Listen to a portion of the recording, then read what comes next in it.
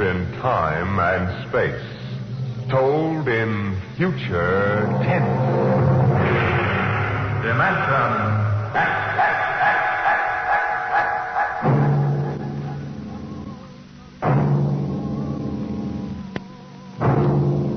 The National Broadcasting Company, in cooperation with Street and Smith, publishers of astounding science fiction, bring you Dimension X.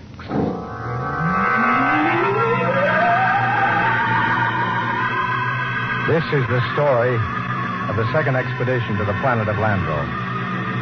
I am recording it for any future expeditions which might land on this God-forsaken sphere, in the hope that they may learn from our tragic example. As I write, there are 2 of us left. 2 out of an original complement of 180 men. One of us, myself, will be dead in less than 27 minutes. As for the other, heaven have mercy on him. This is how it happened.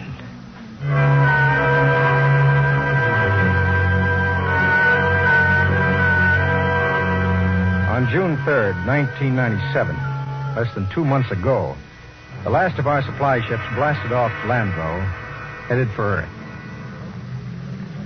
Well, there she goes.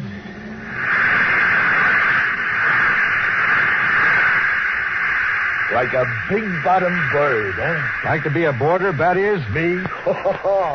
Listen, Captain, I've been kicking around with you from one planet to another for so long now, they're all getting to be the same. Not this one, Bat-Ears, not Landro. No, maybe you're right there. I ain't never been on one like this. It's a cemetery, that's what it is. A big, cold cemetery. Them empty cities, that's what does it. Sitting there like they was tombs. Bat-Ears, you're getting to be a poet in your old age. I ain't so poetic I didn't remember to swipe a bottle of Irish off that supply ship. What? Right here. You know, Brady, if you weren't the best all-around cook and troubleshooter I ever shipped, I'd court-martial you. Well, since I ain't being court-martialed, how about we should open this Irish hair tonic after supper tonight, right? Right.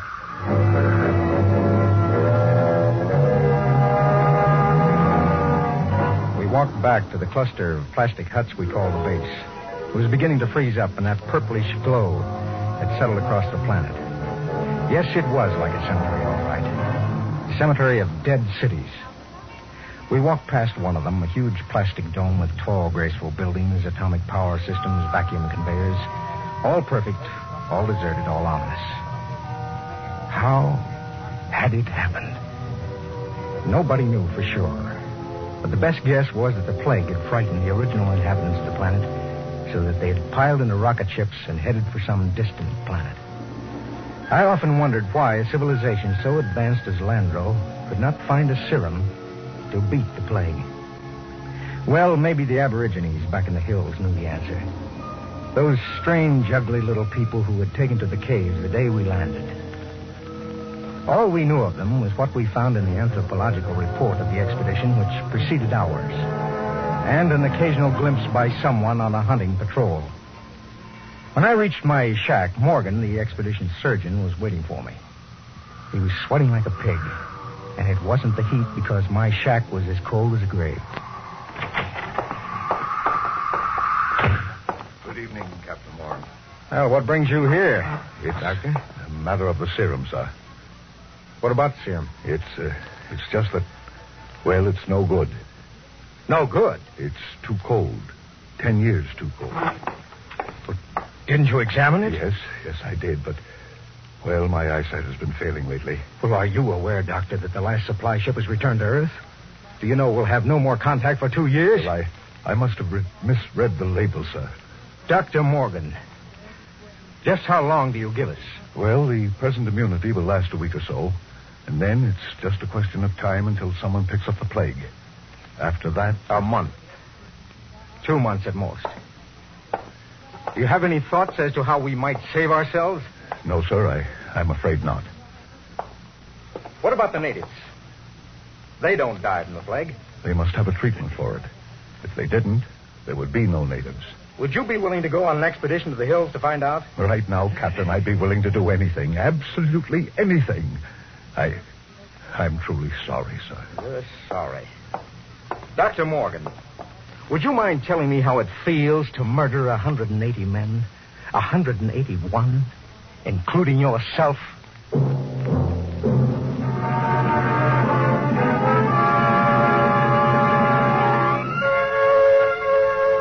I did a lot of thinking after Dr. Morgan left my hut. It was still unreal for me. After all, the planning of an expedition was no simple thing. You put into it the results of years of training and experience. Every man on my crew was handpicked for his skill. And yet a simple thing like a myopic surgeon misreading a label could blast the whole thing. Yes, it was a shame. I did the only thing I could think of. I yelled for Batty Ears Brady. Brady, get your carcass in here and hurry it up. Okay.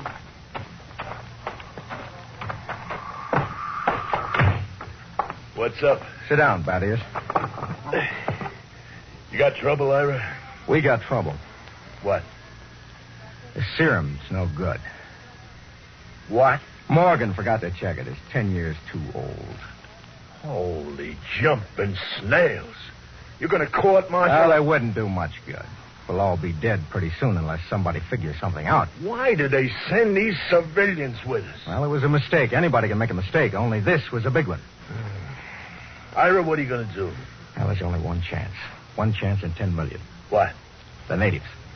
Them cave rats, what good can they do us? They don't get the plague. So? So maybe they know a cure. Oh, listen, those gimpos don't know nothing. Take it from me. It's the only chance. Okay, let's get a few of them and beat it out of them. That's why you're here. Shoot. How'd you like to come along on a little expedition up to the cave country? That's a good way to die young. We die young anyway. Okay, what's the pitch? Now, we don't dare let the rest of the camp know. It would knock our morale to pieces. Who's going? You, me, the doctor, and Faulkner. Faulkner? Listen, Ira, he's worse than the doc. Well, I know he isn't exactly the man for a hunting trip, but he knows more about the native culture than anybody here. Now, he's the only one who's completely familiar with the records of the first expedition. Okay, so it's me, you, the doc, and Faulkner. When do we start? Tonight, in half an hour. Now, we should reach the cave country by tomorrow.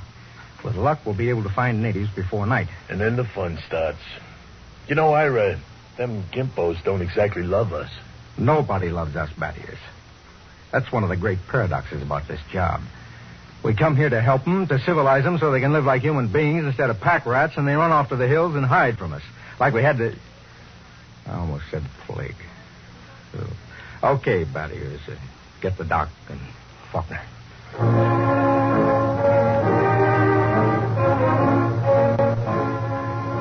Benny Faulkner's body was small and consumptive. But he had a good brain. He was the best anthropologist the Interplanet Institute could recommend. He and Dr. Morgan were the only two civilians on the expedition.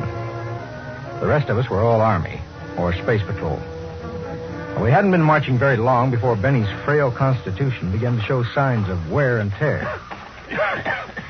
What's the matter, Benny? It's nothing. Just the dust. I'm allergic to dust. You hear that, Ira? He's allergic to dust. We better call off the expedition, huh? Easy, Batty Ears. Yes, sir. Want to rest a while, Faulkner? It's okay. I can make it. Well, we should be in the cave country in an hour or so. It'll be daybreak then, and the going will be easier. How about you, Doctor? I'll make it. Okay. Let's go. Ira. What is it? Don't look now, but very slowly turn your eyes to the right and look behind that big yellow rock. Okay. You see anything? No. Keep looking. Don't stop walking or let on. Okay. There. Looked like a shadow or something. It's one of them gimpos. He's been following us now for almost an hour, dodging in and out behind rocks. I think there's more of them, too, but I couldn't swear. Well, anyway, they know we're coming. That's for sure. What do you think? Should we bring one in? Not yet. We don't know how many of them there are. Just pretend you don't see them. And above all, tell the others to show no signs of fear. There's nothing will start these simple-minded cavemen like fear.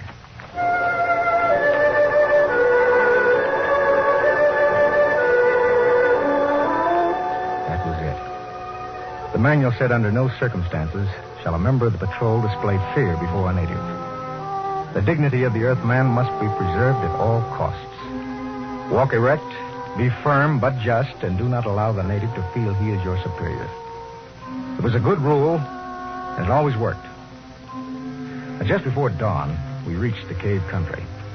We were tired and hungry, and we stopped to cook some food and rest. Everything was quiet. There was no sign of the Gimpo, as Battiers called him, until... Hey, get in there, you stinking little monkey man. Come on, before I break this shovel in your stern. What's your trouble? Look at me, Ira. They caught me one of these gimpos sneaking around outside the tent. He almost slit my throat with one of those stone knives he did. Yeah. Bring him into the light of the fire where we can get a look. Yeah, right. Faulkner. Yes, sir? Try to establish some communication. All right, get in there. Look out. Now, no need to knock him down, Battiers. That's the only language they understand. Faulkner, see if you can reach him. Okay, Captain. I'll need a drum of some sort. A what? Well, I find they communicate with one another through a very primitive kind of vibration of the tongue. Now, the closest I can come is a series of drum beats, a sort of a Morse code. The psychologist on the first expedition had it worked out before he was killed by the plague. I've studied his notes, and I think it'll work. You mean these animals can talk to one another? I believe they can. At any rate, we'll have a chance to find out. Do we have something I can use for a drum? Oh, here. Take my helmet. Thank you, Doctor. Now, I'll tap it 4 times. That's a greeting of some sort. Oh, just a moment. Yes, sir? I don't want you treating this fellow like an equal. Don't give him the idea that we're desperate. Once they sense that, we're lost. All right. Here we go. Now I'll give him the helmet. Good. He seems to understand. What shall I ask him, sir? Now, first, tell him we come in peace. Reassure him that we don't wish to hurt him or his people. I'll try. He seems to understand. He wants to answer. Well? He says, others like you came to Landro. He must mean the first expedition. Go on. I want you to lead around to the subject of the plague gradually. Don't let on that we're desperate. I'll do my best, sir. It was a strange sight.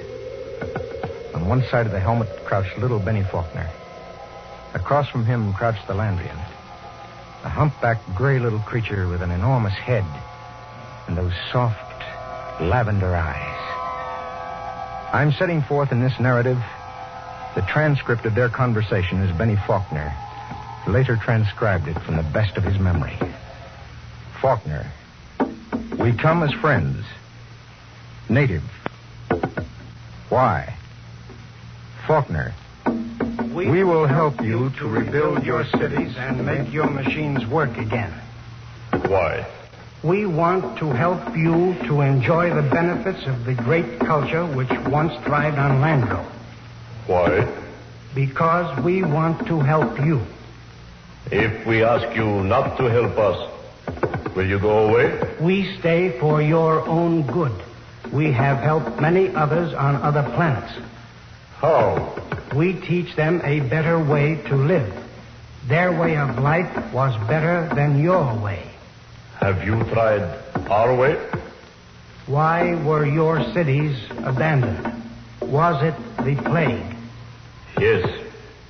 Do you still fear the plague? Yes. Do any of your people become afflicted? Some. How do you treat them? How do you keep the plague from spreading? Do you have a cure? How can we find a cure for the plague? Go among my people. Will we find the answer among your people? My people have the answer. Will you tell me the answer? Go among my people. The drum beats ended. As far as the Landrian was concerned, the conversation was ended. He rose to go, and Faulkner stepped from his path. But Brady was there to ensure the bet. Hold on there, bucko. You ain't going no place. Don't maltreat him, Brady. What'd he say, Benny? He says his people have the answer. What do you think? Well, there may be some truth in it. He says some of his people still get the plague. That must mean it isn't a question of immunity. They must have a cure. Well, he wasn't clear on that, Doctor. Then they must have a vaccine to keep it from spreading. Does he know? Evidently not. I could beat it out of him. I don't think he's lying. Well, that leaves it up to us. Now, the first level of caves are on top of that cliff about a mile ahead. It's a trap. I'll bet my last dollar on it. Maybe not. We'll have to risk it. Now, wait. Yes, Doctor. Let me go. I got you all into this. How will you talk? Well, Benny here can give me enough of the code so I can ask the big question. All right, Doctor. We'll wait at the foot of the cliff. Now, you go on ahead. If you aren't back down in 3 hours, we'll come up after you. What about the gimpo we've got? Now, we'll hold him as a hostage to ensure the doctor's safety. Now, if the doc comes back all right, we'll let him go. Your job, Fat Ears. A pleasure. Don't kick him. Natch. But if he gives me any trouble, I'll take a shovel to his bottom. You can count on that.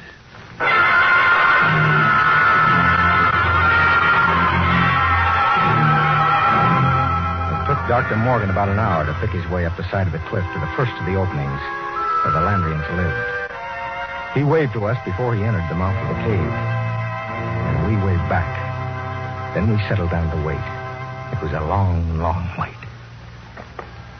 8 o'clock. He's been up there more than 3 hours, Ira. We'll give him a little more time. It's getting colder. Now keep the fire going. You think we'd have heard something by now? If that was going to knock him off, I mean. Well, not necessarily. Wait. Look. Up on the cliff. That's the doctor. What's he running for? I don't know. He looks scared. Crazy fool. If he don't look out... Doctor! Dr. Morgan, look out! Look out!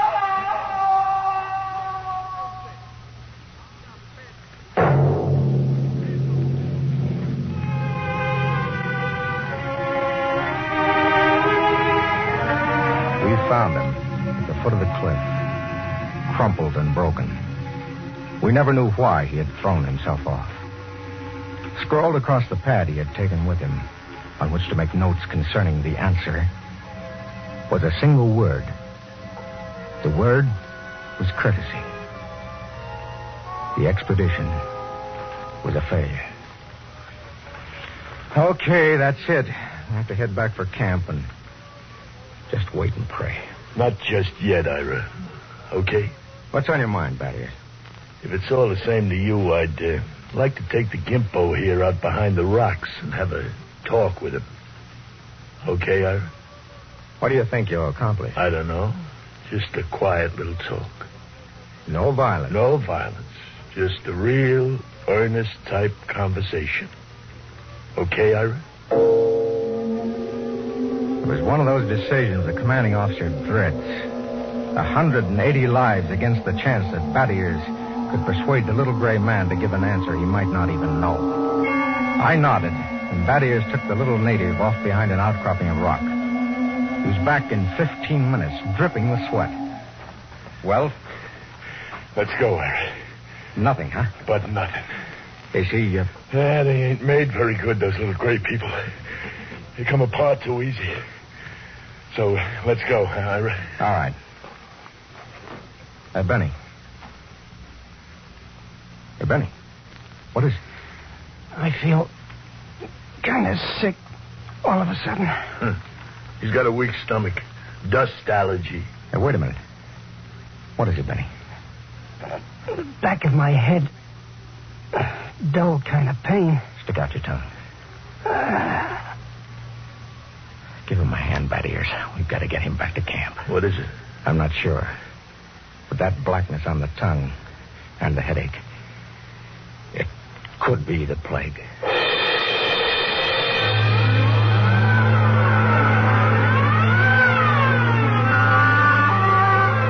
the time we got Benny Faulkner back to camp, he had the red spots on his body. And then the fever began to rage.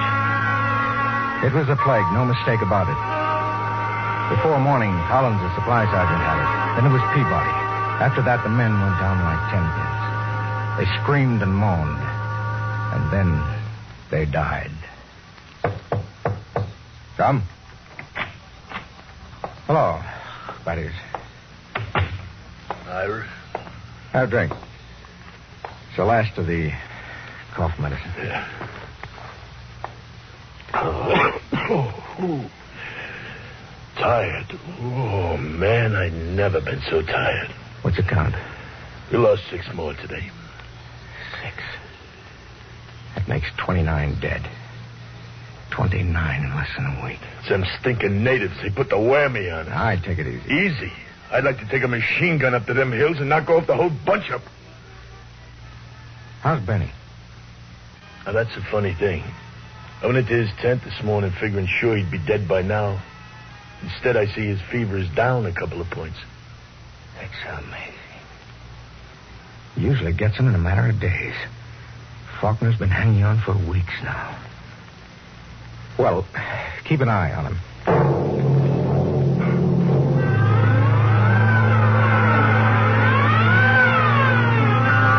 It was a nightmare of eternity after that. A ceaseless round of caring for the stricken and helping with the graves and writing in the book the names of those who died. Sleep came in snatches or when we were so exhausted we couldn't stand. Then one morning, Bad Ears Brady dragged himself into my shack. Sit down, Bad. What's the count? 6 left. We buried the chaplain today. You got a cigarette? Yeah, sure. How's Faulkner? I don't get it. Still alive? He's getting better. He's sitting up. Holy mackerel. This is a good cigarette. Well, like any other. No, this one's different, Ira. It's my last. What do you mean? Take a look at my tongue, Ira. See? Little black spots.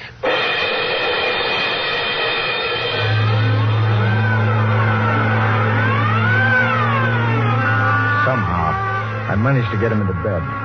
He was already raving when I gave him the last of the morphine. It was incredible. Big, brawling Bad Ears Brady, a tower of strength, lying sick and whimpering on a cot. I went out on the moors to think. The sun was a dull red glow. Cold breeze whipped up. The planet of Landro was in emptiness. I thought about Bad Ears and Dr. Morgan and Benny Faulkner. Why should Faulkner, of all of us, recover from the plague from which no man recovered? I turned and went back to see Benny Faulkner. Hello, Captain. Hello, Benny. How are you? Good. Got up and walked a couple of steps today. How goes it? Brady's down. Oh. Listen, Benny. There must be some reason why you survived the virus. Well, how about you? Why didn't you ever even get it? I give it time. What can I do? I want you to tell me everything you know about yourself, everything you can remember. But why? Because somewhere in your makeup is some little thing that makes the difference. At least I can leave a record for any future expedition that comes to Landro. Okay? Okay, Captain Warren. Where do you want me to start? At the beginning. Now, I'm going to take notes. Well, I was born on the 2nd of July in 1971. My parents were ordinary people. My father was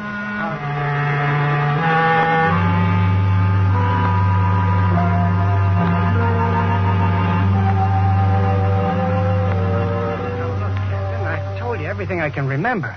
For 3 days now you've questioned me. All right. Now take it from where the natives started to walk away. You stepped out of his path and Brady grabbed him. Okay, so I stepped out of his path. Why? What do you mean, why? Why did you step out of his path? Well, why not? Courtesy, that's why. What's the matter? Courtesy. Funny. That's the word that Dr. Morgan had written in his notebook. Well, I don't see... I don't either. Hey, tell me, why should you want to be courteous to a native? Why not? What about maintaining your own dignity? Are you talking about dignity or arrogance? Look, I don't get this at all, Captain. Now, you're familiar with the records left by the first expedition, Benny. What happened with the natives? Well, the natives were friendly enough at first, but after a while they went back to the caves. And when we got here, they wouldn't come near us, right? Right. Yet we came to help them. So what? So maybe this, Benny. Maybe we were all wet in our deductions. Maybe those cities weren't deserted centuries ago after all. Maybe these little people up in the caves are the same people who used to live in those cities. Well, why should they leave? Well, maybe they found out the big cities weren't the answer. Maybe they found out that civilization doesn't necessarily bring happiness. So they just packed up and left. Returned to the simple life. That doesn't make sense. You're forgetting the plague. Benny, what is the plague? Well, I don't know. I think the plague was nothing more than what we know as greed and arrogance. Captain, you're going off your rocker. I think maybe we were in line to die of it, even if the serum had been good. Well, it violates all the laws of Earth. We aren't on Earth. We're on Landro. A planet a million light years from home. Now, why are we trying to take these primitive, happy people and make them like ourselves? Why are we trying to mold them to convince them that they belong in cities, that they should be building better can openers instead of just enjoying human relationships? Why, Benny? If that isn't sheer, stupid, crazy arrogance, my name isn't Ira Warren. The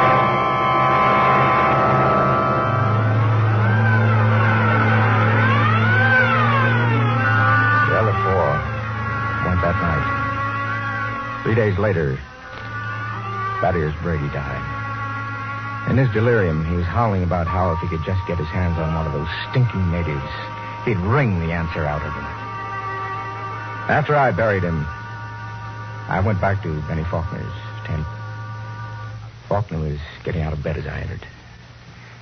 How is he, Captain? I just buried him. Holy Mother in heaven. That means 2 of us. 2 out of 180.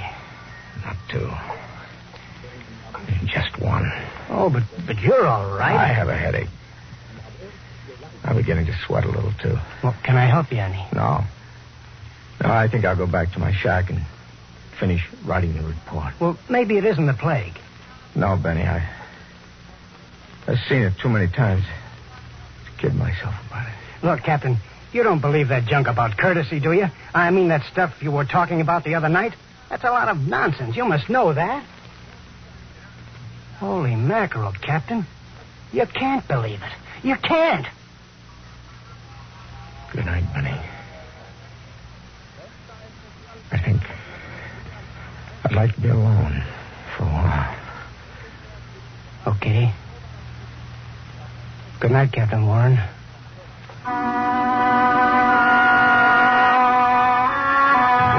concludes my report. I'm turning it over to Benny Faulkner in the hopes that he will be able to transmit it to any other expedition commander who contemplates exploring the planet of Landro. The fever is beginning to mount now. My hands tremble as I write. The end should not be far off. You see, I didn't have a chance. I stepped out of no paths.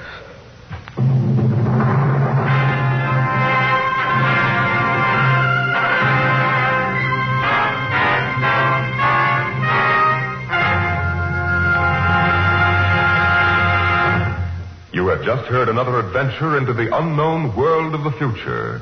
The world of Dimension X.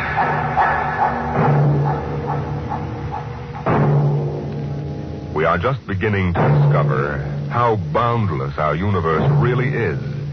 And yet, what would it be like to live in a world no larger, say, than a single gigantic rocket ship? You'll find out more about it on Dimension X next week when we present Robert Heinlein's Universe. Dimension X is presented each week by the National Broadcasting Company in cooperation with Street & Smith, publishers of the magazine Astounding Science Fiction. Today, Dimension X has presented Courtesy from the current issue of Astounding Science Fiction. It was written for radio by George Lefferts from the story by Clifford Simak. Featured in the cast were Lawson Zerbe as Captain Warren, Bill Zuckert as Thaddeus Brady, and Bill Gray as Benny Faulkner. Your host was Norman Rose. Music by Albert Berman. Dimension X is produced by William Welch and directed by Fred Way.